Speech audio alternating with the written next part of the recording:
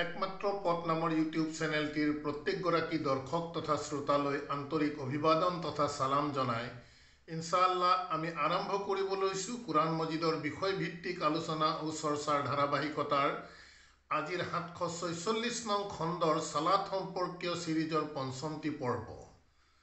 আমি আশা ৰাখিম প্ৰতিদিনৰ দৰে আজিও নিশ্চিতভাৱে ইনশাআল্লাহ আমি এক বিশেষ বিষয়বস্তুৰ ওপৰত আমাৰ চৰ্চা আপোনালোকৰ মাজলৈ আগবঢ়াম।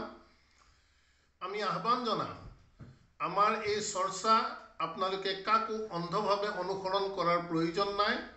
যিসমূহ বিষয়বস্তু কুৰাণ মজিদৰ তথ্যৰ আধাৰেৰে আমি আপোনালোকৰ আগত দাঙি ধৰাৰ চেষ্টা কৰিম।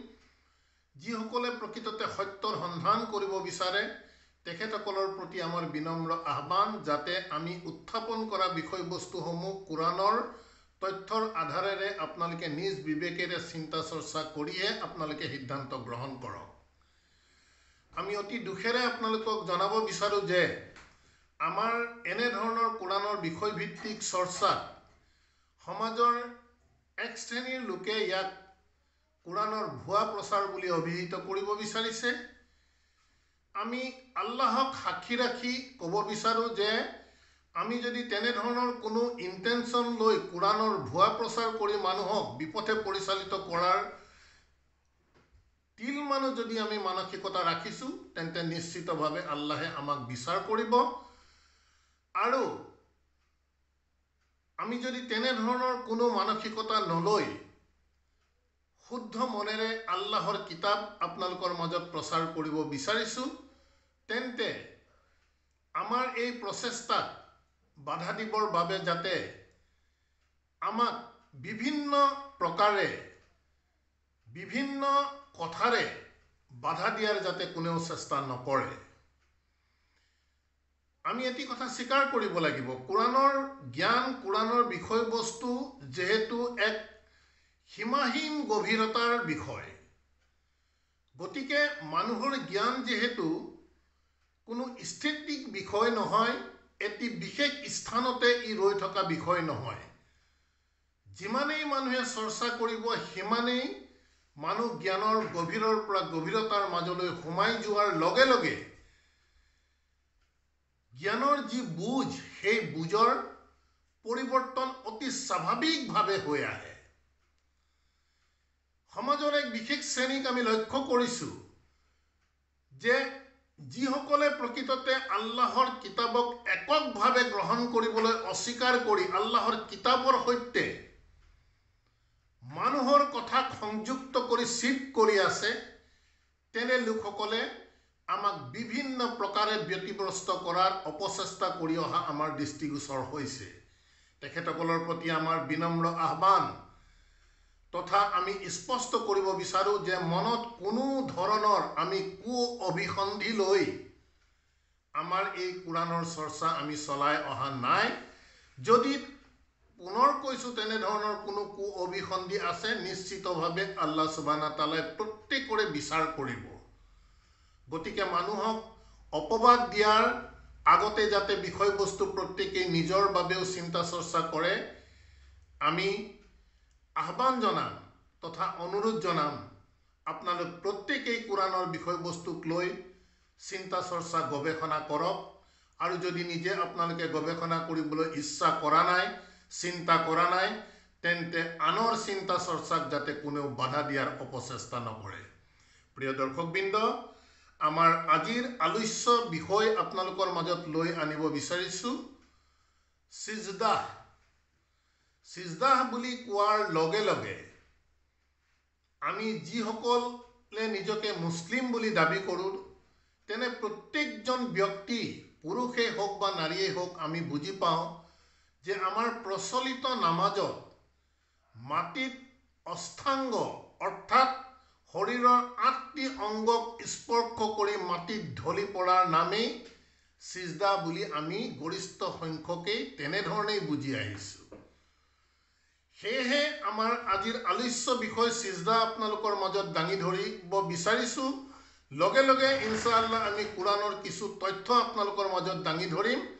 সেই তথ্যসমূহৰ দ্বাৰা আপোনালোকে যদি সত্যৰ সন্ধান কৰিব বিচাৰে তেন্তে আমাক প্ৰচলিত ধৰ্মই যি শিক্ষা দি আছে যে প্ৰচলিত নামাজৰ অষ্টাংগ মাটিত পেলাই দিয়াকে সিজদা বোলা হয়, কোৰাণে প্ৰকৃততে সেই কথা সমৰ্থন কৰা নাই। অৰ্থাৎ কোৰাণ মজিদৰ সিজদা আৰু আমাৰ প্ৰচলিত যি ধৰ্মীয় নীতিয়ে আমাক শিক্ষা দিয়া সিজদাহৰ মাজত এক আকাশ আৰু পাতাল পাৰ্থক্য আমি দেখিবলৈ পাইছোঁ। গতিকে আহক প্ৰিয় দৰ্শকবৃন্দ, এই বিষয়বস্তুক লৈ আপোনালোকেও চিন্তা চৰ্চা কৰিবৰ বাবে আমি কোৰাণ মজিদৰ পৰা ইনশাআল্লাহ প্ৰথমতে 2 বা 3টি আয়াত আপোনালোকৰ আগত দাঙি ধৰাৰ চেষ্টা কৰিম আৰু আহ্বান জনাম এই আয়াতসমূহক লৈ আপোনালোকে প্ৰকৃত বাস্তৱতাৰে সিজদা প্ৰকৃততে আমাক যেনে ধৰণে বুজোৱা হৈছে তেনে ধৰণে কৰাটোকে সিজদা হয় নে নহয় আমি আশা ৰাখিম আপোনালোকেও আপোনালোকৰ বিবেচনাৰ আওতালৈ বিষয়বস্তুসমূহ আনিব। আহক প্ৰিয় দৰ্শকবৃন্দ, প্ৰথমতেই আমি আপোনালোকক লৈ যাব বিচাৰিছোঁ কোৰাণ মজিদৰ 17 নং সূৰা আল ইছৰাৰ 107 নং আয়াতটিৰ মাজলৈ। আমি আপোনালোকৰ দৃষ্টি আকৰ্ষণ কৰি ক'ব বিচাৰোঁ যে কোৰাণ মজিদ সমগ্ৰ মানৱ জাতিৰ বাবে আল্লাহ সুবহানাহু তাআলাই প্ৰেৰণ কৰিছে। কোনো এক বিশেষ ধৰ্মাৱলম্বী লোকৰ ধৰ্মীয় পুথি হিচাপে কোৰাণ মজিদক আল্লাহ সুবহানাহু তাআলাই প্ৰেৰণ কৰা নাই। মানৱ জাতিৰ কল্যাণৰ দিশসমূহ আল্লাহ সুবহানাহু তাআলাই ইয়াত দাঙি ধৰিছে আৰু ইয়াৰ প্ৰত্যেকটো বিষয়ে কোনো পুৰণিকলীয়া কিচ্ছা কাহিনী নহয়। কোৰাণ মজিদ যেহেতু কিয়ামতলৈকে মানুহৰ কল্যাণৰ পথ দেখুওৱা এক গ্ৰন্থ হিচাপে চলি থাকিব, গতিকে প্ৰত্যেকটো সময়তে প্ৰত্যেকটো যুগতে এই কোৰাণ মজিদ প্ৰকৃততে এক বৰ্তমানৰ গাইডলাইন্স হিচাপে প্ৰত্যেককে পথৰ নিৰ্দেশনা দেখুৱাই আহিছে। গতিকে ইয়াত কোনো ধৰণৰ অবাস্তৱতা থাকিব নোৱাৰে, কোনো ধৰণৰ অপ্ৰাসংগিকতা থাকিব নোৱাৰে। প্ৰত্যেকটো বিষয়ৰ এক আমি বুজি পোৱাকে এক নিৰ্দিষ্ট মিনিং থাকিব লাগিব। গতিকে প্ৰথমেই আমি আপোনালোকক চিন্তা কৰিবৰ বাবে আমন্ত্ৰণ জনাইছোঁ কোৰাণ মজিদৰ 17 নং সূৰা আল ইছৰাৰ 107 নং আয়াতটিৰ মাজলৈ। বিস্মি আল্লাহ আৰ ৰহমান আৰ ৰাহিম। 17 নং সূৰাৰ 107 নং আয়াতত আল্লাহ সুবহানাহু তাআলাই কৈছে যে কুল আমিনু বিহি, যে তুমি কোৱা আমিনু, যে তোমালোকে ইমান আনা, বিশ্বাস কৰা, বিহি, এই হিৰ দ্বাৰা প্ৰকৃততে কোৰাণ মজিদক বুজোৱা গৈছে। অৰ্থাৎ কোৰাণ মজিদৰ কথা বতৰাসমূহৰ ওপৰত বিশ্বাস কৰিবৰ বাবে ক'বলৈ আল্লাহ সুবহানাহু তাআলাই কৈছে কুল আমিনু বিহি। লগে লগে কৈছে আও অথবা লা তুমিনু, বা তোমালোকে বিশ্বাস কৰা বা বিশ্বাস নকৰা, তুমি কৈ দিয়া। বাৰ্তাবাহকক উদ্দেশ্য কৰি কোৱা গৈছে যে আমিনু বিহি আও লা তুমিনু, যে এই কোৰাণ মজিদৰ দ্বাৰা তোমালোকে বিশ্বাস কৰা বা বিশ্বাস নকৰা। ইন্না, নিশ্চয়, আল্লাযিনা উতুল ইলমা মিন ক্বাবলিহি, তোমালোকে বিশ্বাস কৰা বা নকৰা। আল্লাযিনা, যিসকলক উতুল ইলমা, যিসকলক জ্ঞান দিয়া হৈছে, মিন ক্বাবলিহি,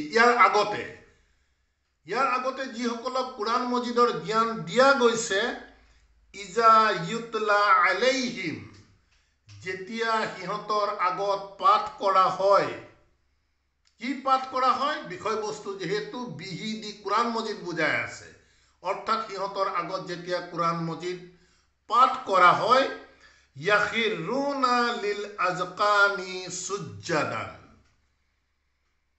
ইয়াৰ যি ট্ৰেডিশ্যনেল অনুবাদ, প্ৰিয় দৰ্শকবৃন্দ, আমি সদায় কৈ আহিছোঁ, আমি খুব গভীৰৰ পৰা গভীৰতালৈ আমি আয়াতসমূহ চিন্তা চৰ্চা নকৰিলে কোৰাণ মজিদৰ আয়াতক এক বিশেষ শ্ৰেণীয়ে এক বিশেষ উদ্দেশ্যৰে কি পৰ্যায়ত ইয়াক টেম্পাৰিং কৰা গৈছে সাধাৰণভাৱে উপৰুৱাকৈ ইয়াক কোনেও ধৰিব নোৱাৰে। এই আয়াতৰ যি ট্ৰেডিশ্যনেল অনুবাদ, সেই ট্ৰেডিশ্যনেল অনুবাদ যদি আপোনালোকে লক্ষ্য কৰে তাত দেখা পাব যে ইয়াত কোৱা গৈছে কোৱা তোমালোকে কোৰাণৰ ওপৰত ইমান পোষণ কৰা বা নকৰা। নিশ্চয় যিসকলক ইয়াৰ পূৰ্বে জ্ঞান দিয়া গৈছিল তেওঁলোকৰ ওচৰত ইয়াক তিলাৱত কৰা হয় তেতিয়াই তেওঁলোকে সাজদাত পৰি যায়। এতিয়া আমি যেহেতু গৰিষ্ঠ সংখ্যকে অনুবাদৰ ওপৰত ভিত্তি কৰি থাকো, আৰবী ভাষা জ্ঞানৰ আমাৰ ন্যূনতম জ্ঞান নথকাৰ দুৰ্বলতাৰ সুযোগ লৈ এছামে প্ৰকৃততে কোৰাণ মজিদৰ আয়াতৰ অনুবাদৰ এনেধৰণৰ টেম্পাৰিং কৰিছে যাক সাধাৰণ মানুহে অতি সহজতে ধৰিব নোৱাৰে।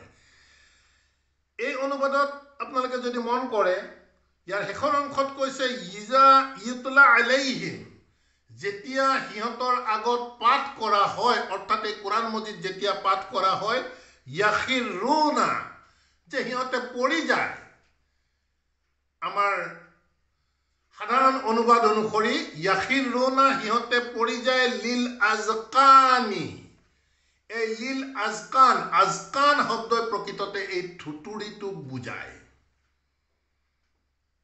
যেতিয়াই সিহঁতৰ আগত এই কোৰাণ মজিদ পাঠ কৰা যায়, ইয়াখিৰুনা লিল আজকানি সুজ্জাদান, তেতিয়াই সিহঁতে এই থুতুৰিটো দি সিজদাত পৰি যায়। এই থুতুৰিৰ বিষয়টো আমাৰ ট্ৰেডিশ্যনেল অনুবাদে নাইকিয়া কৰি দিছে।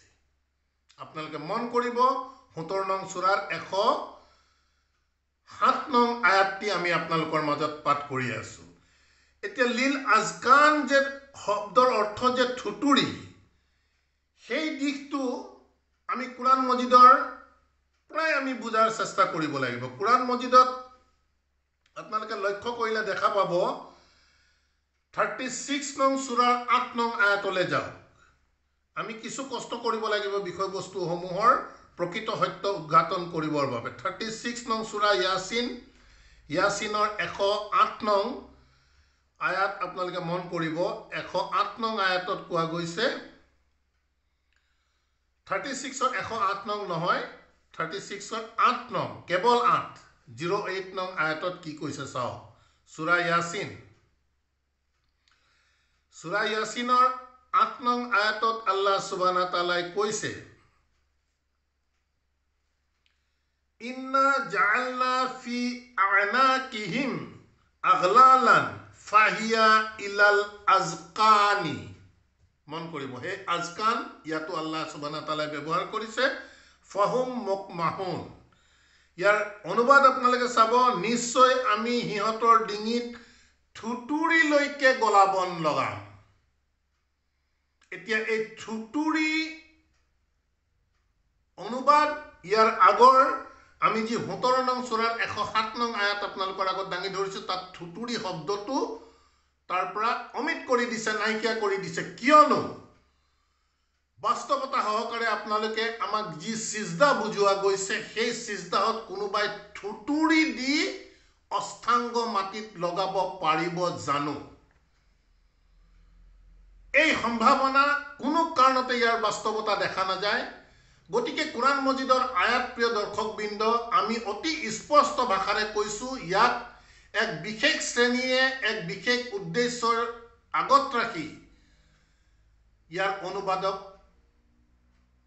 অতি সাংঘাতিকভাৱে ইয়াক টেম্পাৰিং কৰিছে। যেহেতু থুতুৰি দি কোনেও সিজদা দিব নোৱাৰে,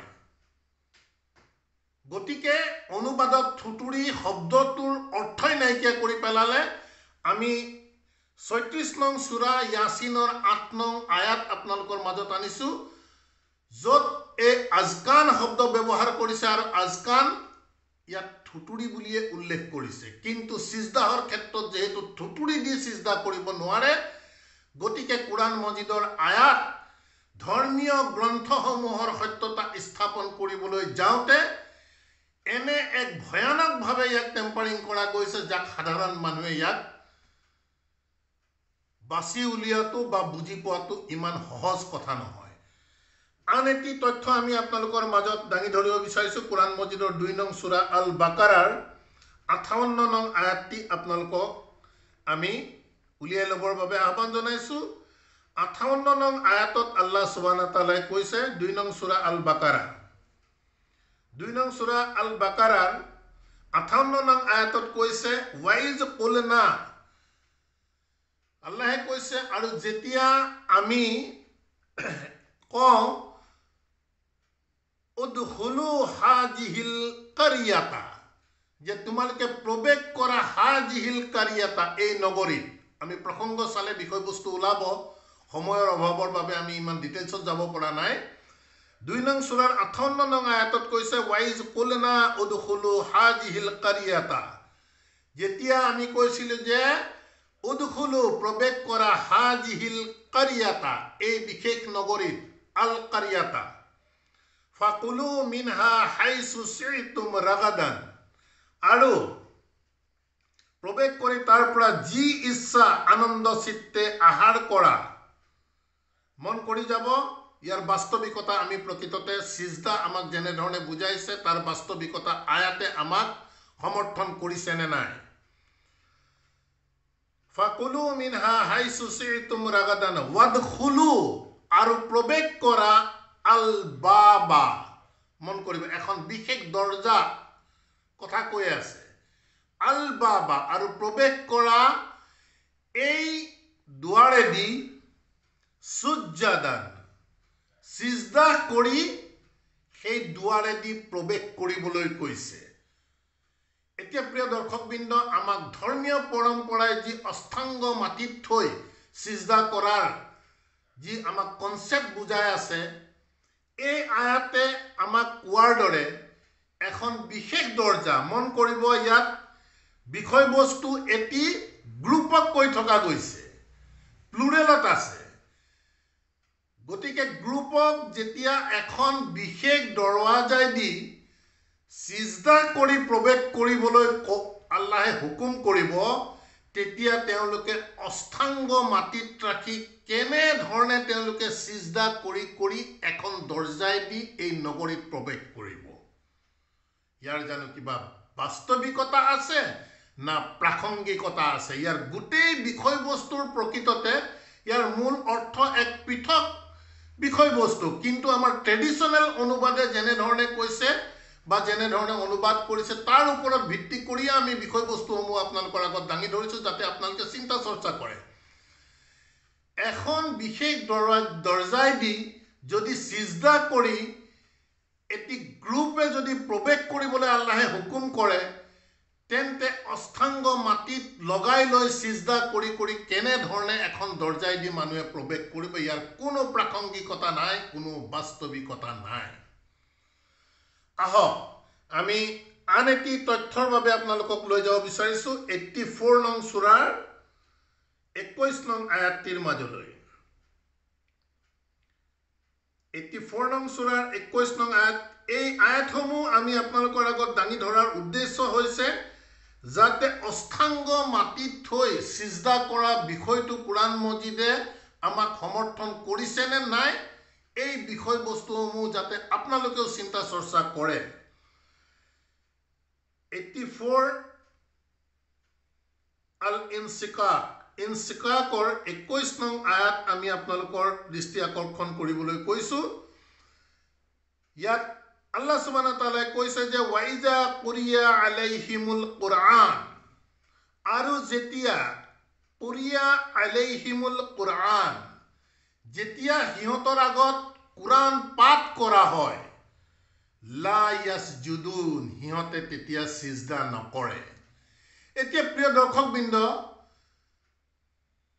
কুৰাণ পাঠ কৰা শুনিলে আমি অষ্টাংগ মাটিত থৈ সিজদা কৰাৰ কোনো নিয়ম জানো কেতিয়াবা কোনোবাই শুনিছে?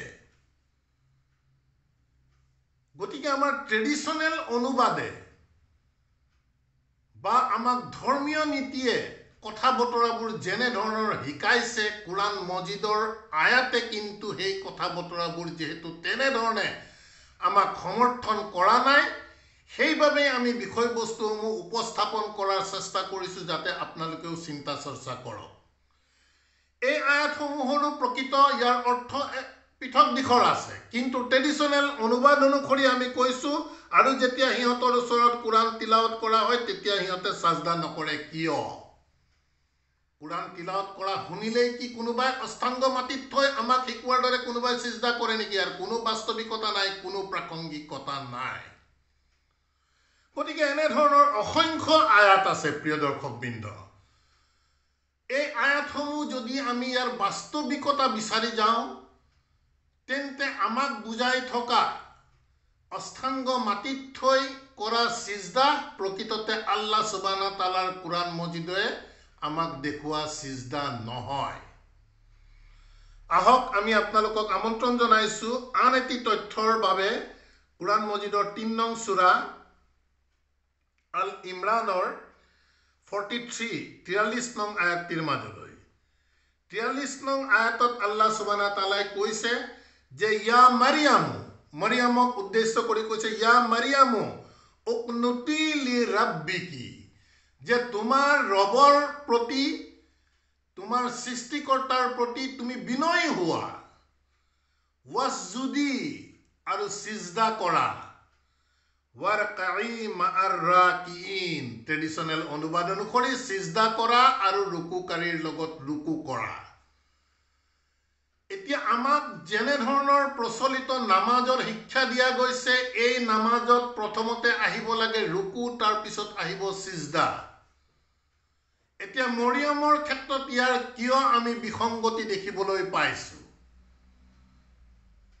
তেন্তে নিশ্চিতভাৱে আমাক যেনে ধৰণে সিজদাহৰ অৰ্থ বুজোৱা গৈছে, কুৰাণ মজিদে ইয়াৰ এক বিপৰীত অৰ্থহে প্ৰকৃততে প্ৰকাশ কৰিছে। সেয়েহে কুৰাণ মজিদত এনে ধৰণৰ যিমান আয়াত আছে, আন এটি আয়াত আমি আপোনালোকক লৈ যাব বিচাৰিছো যে এই সিজদা কোনে কৰে, আল্লাহৰ প্ৰতি সিজদা কোনে কোনে কৰে। এই আয়াততো আমি দেখুৱালো আপোনালোকক আল ইমৰানৰ 43 নং আয়াতত মৰিয়মক আল্লাহ সুবহানাহু ওয়া তাআলাই তেখেতৰ প্ৰতিপালকৰ প্ৰতি বিনয়ী হ'বলৈ, অবিডিয়েণ্ট হ'বৰ বাবে কৈছে যে তুমি সিজদা কৰা আৰু ট্ৰেডিশনেল অনুবাদ অনুসৰি ৰুকুকাৰীৰ লগত ৰুকু কৰা। গতিকে এক পৃথক ধৰণৰ নামাজৰ শিক্ষা কি মৰিয়মক আল্লাহ সুবহানাহু ওয়া তাআলাই দিছিলে নেকি? নিশ্চিতভাৱে ই আমাৰ বাবে এক চিন্তনীয় বিষয়। আন এটি তথ্য আপোনালোকৰ আগত আমি দাঙি ধৰিব বিচাৰিছো কুৰাণ মজিদৰ 16 নং সূৰা আন নাহালৰ 16 নং সূৰাৰ 49 নং আয়াতটিৰ মাজলৈ আহক। 49 নং আয়াতত আল্লাহ সুবহানাহু ওয়া তাআলাই কৈছে যে ওয়া লিল্লাহি, আৰু আল্লাহৰ বাবে, ইয়াসজুদু, আল্লাহৰ বাবে সিহঁতে সিজদা কৰে, মা ফিস সামাওয়াতি ওয়া মা ফিল আৰদি, আকাশ মণ্ডলত যিমান যি আছে আৰু পৃথিৱীত যিমান যি আছে প্ৰত্যেকেই আল্লাহৰ বাবে সিজদা কৰে। আল্লাহৰ আয়াত হয়তো আমি বুজি পোৱাত অসুবিধা থাকিব পাৰে, কিন্তু আল্লাহৰ আয়াত হৈছে চিৰবাস্তৱ চিৰসত্য কথা। এতিয়া প্ৰিয় দৰ্শকবৃন্দ, আমাক যেনে ধৰণে অষ্টাংগ মাটিত থৈ কৰা সিজদা বুজোৱা গৈছে, আল্লাহ সুবহানাহু ওয়া তাআলাই আমি দেখিছো কুৰাণ মজিদত কৈছে যে আল্লাহৰ বাবে ইয়াসজুদু মা ফিস সামাওয়াতি ওয়া মা ফিল আৰদি মিন দাব্বাতিন ওয়াল মালাইকাতু ওয়া হুম লা ইয়াস্তাকবিৰুন। এতিয়া কথা হৈছে যে আমি যিসকলৰ ন্যূনতম আৰবী ভাষা জ্ঞান আছে তেখেতসকলে ইনশাআল্লাহ নিশ্চিতভাৱে বুজি পাব ইয়াত মা ব্যৱহাৰ কৰিছে। মান ব্যৱহাৰ কৰে ফৰ লিভিং থিঙৰ ক্ষেত্ৰত মান ব্যৱহাৰ কৰে, আৰু মা যেতিয়া ব্যৱহাৰ কৰে হি লিভিং নন লিভিং দুইটা বিষয়কে বুজায়। ইয়াত আমি দেখিছো যে মা ফিস সামাওয়াতি ওয়া মা ফিল আৰদি, আকাশমণ্ডল আৰু পৃথিৱীত যিমান living and non living thing আছে, বস্তু আছে, প্ৰত্যেকেই আল্লাহৰ বাবে সিজদা কৰে। তেন্তে অষ্টাংগ মাটিত লগাই পাহাৰ পৰ্বত, বৰষুণ, সূৰ্য, গছলতা, চৰাই, জীৱ জন্তু, কাক আপোনালোকে আল্লাহৰ বাবে সিজদা কৰা আপোনালোকে দেখিছে। আল্লাহে কৈছে যে হেতু চিৰসত্য। গতিকে প্ৰিয় দৰ্শকবৃন্দ, এনে ধৰণৰ প্ৰশ্নসমূহৰ মাধ্যমেৰে নিশ্চিতভাৱে আমি চিন্তা কৰিবই লাগিব যে কুৰাণ মজিদৰ সিজদাহে প্ৰকৃততে আমাক কি বুজাইছে। আমি আশা ৰাখিম ইতিমধ্যে দিয়া তথ্যসমূহৰ দ্বাৰা এটি কথা স্পষ্ট হৈছে যে আমাক যেনেধৰণে অষ্টাংগ মাটিত লগাই পৰি যোৱাকে সিজদা বুলিছে, কুৰাণ মজিদে আল্লাহৰ ভাষাই কিন্তু তেনে কথাক সমৰ্থন কৰা নাই, যেহেতু আকাশমণ্ডল পৃথিৱীত যিমান লিভিং নন লিভিং যিমান যি আছে প্ৰত্যেকেই আল্লাহৰ বাবে সিজদা কৰে বুলি আমি আয়াতৰ তথ্য দিছোঁ। এতিয়া প্ৰিয় দৰ্শকবৃন্দ, কোনোবাই যদি বুজিবৰ ইচ্ছা কৰে, বুজিবৰ চেষ্টা কৰে, ই কোনো কঠিন বিষয় নহয়, সহজ বিষয়। প্ৰথমতে তাগুত বৰ্জন কৰিব লাগিব। To learn something first will have to unlearn. আমি ইতিমধ্যে যিমান শিকিছিলোঁ তাক আমি আনলাৰ্ণ কৰিব লাগিব, তেতিয়াহে আমি লাৰ্ণ কৰিব পাৰিম, বিশেষভাৱে কোৰাণ।